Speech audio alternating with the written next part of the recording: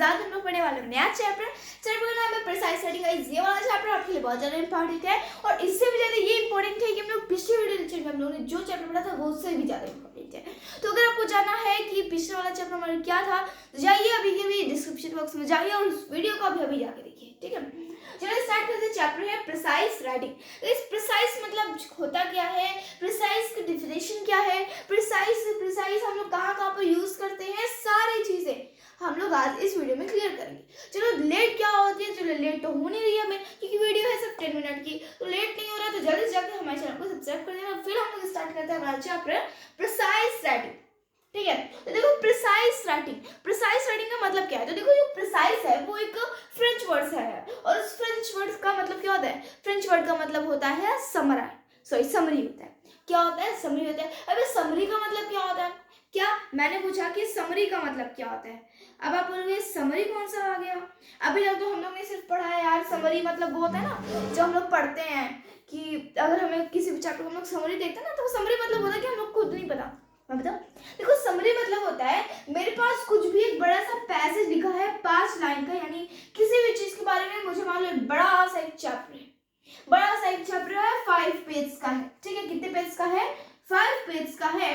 और फिर उसमें की समरी क्या हो गई, समरी मतलब उसके जो छोटी छोटी जो मेन पॉइंट्स है ना उसको उठा के इधर लाओ और इधर लाके उसकी एक समरी बना लो। अब समरी मतलब क्या है, समरी जैसे अगर मैं बोलूं कि यहाँ पे कोई एक जो हमारा चैप्टर उसके बारे में डालो और टॉपिक के बारे में इसके 2 पार्ट्स है भाई, अब इसके भी 2 पार्ट्स है, अब 2 पार्ट्स करने के बाद इसके तो कोई टाइप्स नहीं लेकिन इसके भी 3 टाइप है। ये होता है समरी को हम लोग कह सकते हैं कि फ्लो चार्ट होता है लेकिन फ्लो चार्ट ही होता नहीं है।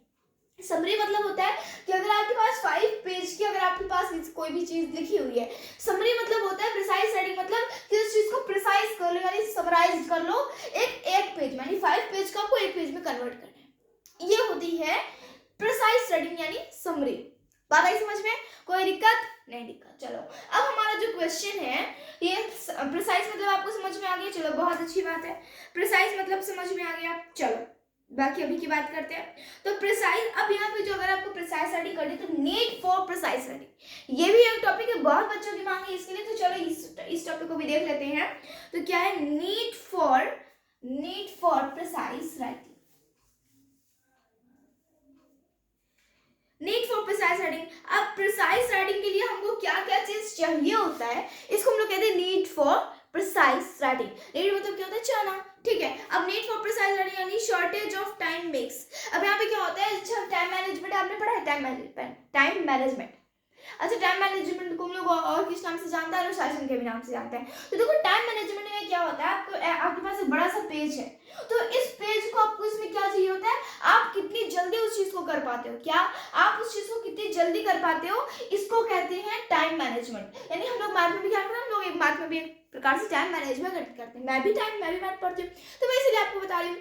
तो यहाँ पे क्या है, आप इस 5 पेज को कितनी जल्दी आप 1 पेज में कन्वर्ट करते हो। यही से जब आप बड़े हो जाओगे ना तो ऐसे क्वेश्चन आएंगे, 5 ऐसे लिखा रहेगा बहुत बड़ा पैसेज और आपको उसको समराइज करना पड़ेगा। बाकी आप प्रिसाइज वर्ड कभी सुनोगे नहीं, लेकिन जब सुनोगे तो बहुत बच्चे कंफ्यूज हो जाते हैं। इसकी जगह हम लोग सुनते हैं वर्ड समरी, तो समरी का मतलब समझ जाना कि प्रिसाइज की चीजें बोल रहा है। प्रिसाइज राइटिंग यानी जो राइटिंग यहाँ पे लिखी हुई है उस राइटिंग को प्रिसाइज में कन्वर्ट कर देना, समराइज कर देना।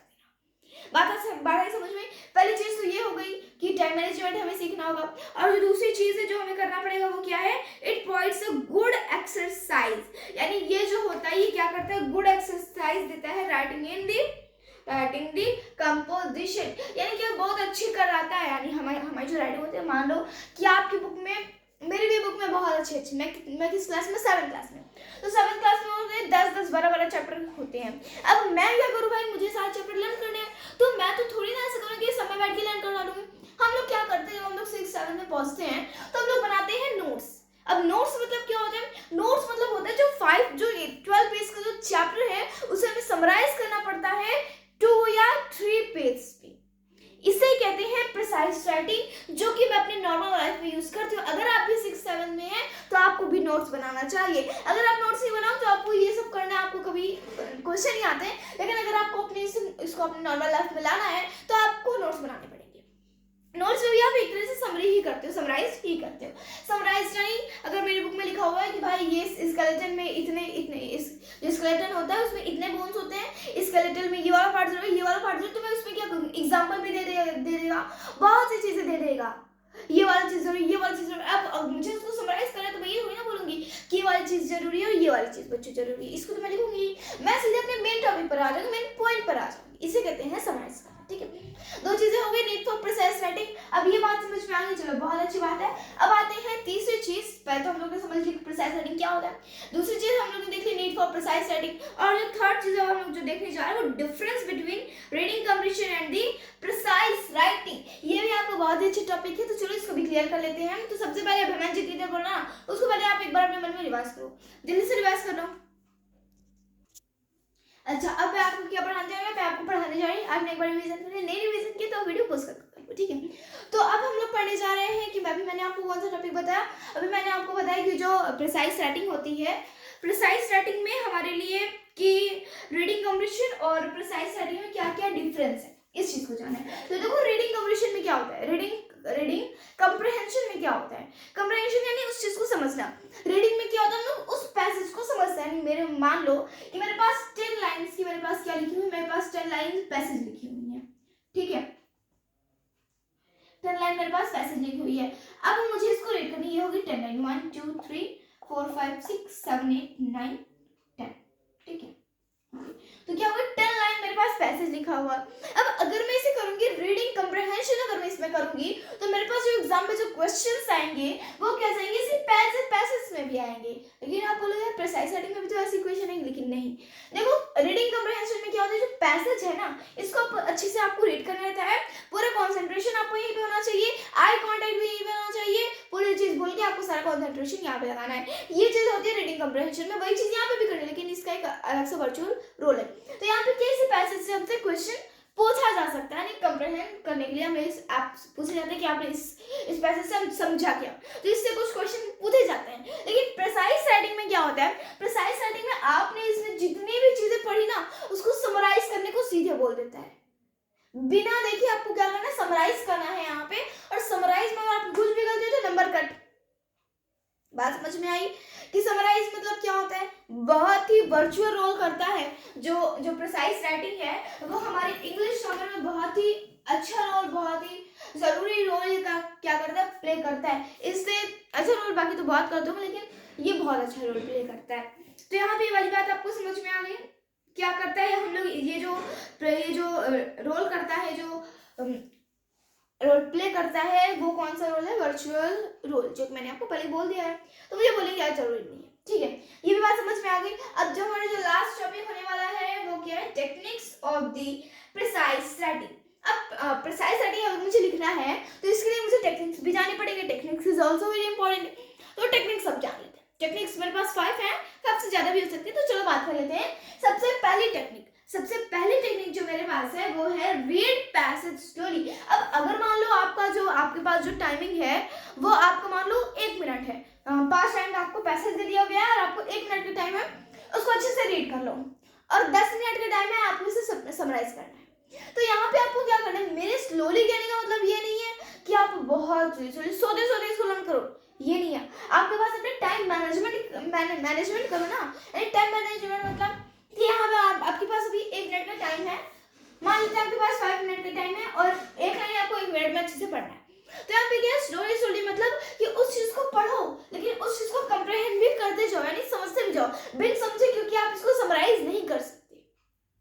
कैसे नहीं समराइज कर सकते, भाई देखो अगर आप उस चीज को कभी समझोगे नहीं तो क्या आपको कभी उसको दूसरे पार्ट में लिख पाओगे ना, नहीं लिख पाओगे। ये इसी पे सब लोग कंफ्यूज हो जाते हैं, रीडिंग कम्प्रीहेंशन और प्रिसाइज राइटिंग में। प्रिसाइज राइटिंग में भी हमें कंप्रीहेंड करना रहता है और रीडिंग में भी करना रहता है, बट डिफरेंस क्या है, इसमें हमको कंप्रीहेंड करके हमें समराइज करना रहता है और इससे हमें क्वेश्चन पूछता है किसमें, रीडिंग कम्प्रीहेंशन में। मुझे बहुत मेहनत करनी पड़ रही है, चलो ठीक है। तो अब हो जाएगा मैं 10 मिनट की वीडियो, पता नहीं कितनी हुई है तो मैं देख लेती हूँ। तो हो चुकी है 9 मिनट की, अप्रोक्सीमेट 10 मिनट होने वाले। तो यहाँ पे क्या होगी, सबसे पहले टेक्निक आपको समझ में आ गई कि अच्छे से स्लोली पढ़ना है, यानी आपको क्या करना है, कंप्रीहेंड करते जाना है। सबसे पहले ट्रिक ये हो गई। अब अपनी कॉपी में नोट करो कि हम लोग क्या नोट करने जा रहे हैं, टेक्निक्स ऑफ प्रिसाइज राइटिंग, उसके नीचे पॉइंट डाल के लिखो रीड पैसेज स्लोली। बात आई समझ में? Read passage slowly. अब जो है अब हमारा जो है नेक्स्ट चीज हमें करना है वो क्या है? पहली चीज हमें स्लोली पढ़ना है। दूसरी चीज क्या है? जो आपका जो पैसेज है उसमें आपको क्या करना है? उसमें जो आपको जो मेन टॉपिक है ना उसको खोजना है। क्या करना है? मेन टॉपिक को आपको खोजना है। ये नॉर्मल टॉपिक्स आप यहाँ पे लिख दो, मेन टॉपिक्स, ठीक है, जैसे हम लोग नोट्स में करते हैं। ये भी बात समझ में आ गई। इसके बाद फिर क्या है? इसके बाद फिर आपको अब यहाँ पे क्या है? Use clear. यानी आपको क्या लिखना है? बिल्कुल क्लियरली लिखना है, क्योंकि आप इसको समराइज कर रहे हो ना कि इसकी स्टोरी लिख रहे हो।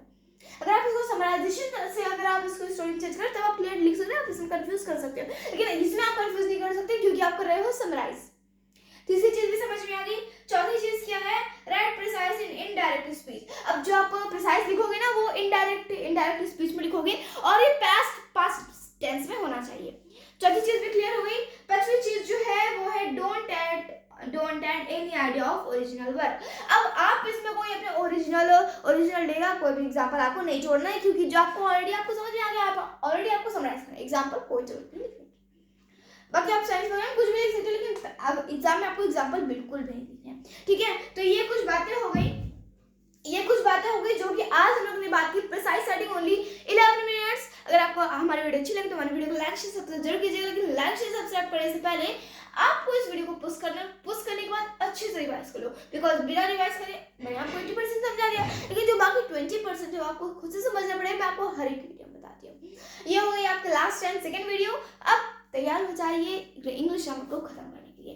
तो अभी हमारी बची है ये, तो अब हम लोग नेक्स्ट वीडियो में पढ़ेंगे लास्ट चैप्टर, और उसके बाद हम एक वीडियो बनाएंगे जिसमें कि हम लोग जितनी भी पूरी इंग्लिश ग्रामर को एक वीडियो हम लोग क्लियर करेंगे। वो वीडियो आपके लिए 15 या 30 मिनट से ज़्यादा नहीं रहेगी, तो कोई दिक्कत की बात नहीं है। अभी लेंगे अपने नेक्स्ट वीडियो में एक नए चैप्टर के साथ, अपने एक नए लास्ट चैप्टर के साथ। अब थैंक यू वेरी मच। अगर आपको हमारी वीडियो अच्छी लगी तो अपने दोस्तों के साथ शेयर और इसको रिवाइज जरूर कीजिएगा। धन्यवाद एंड बाय।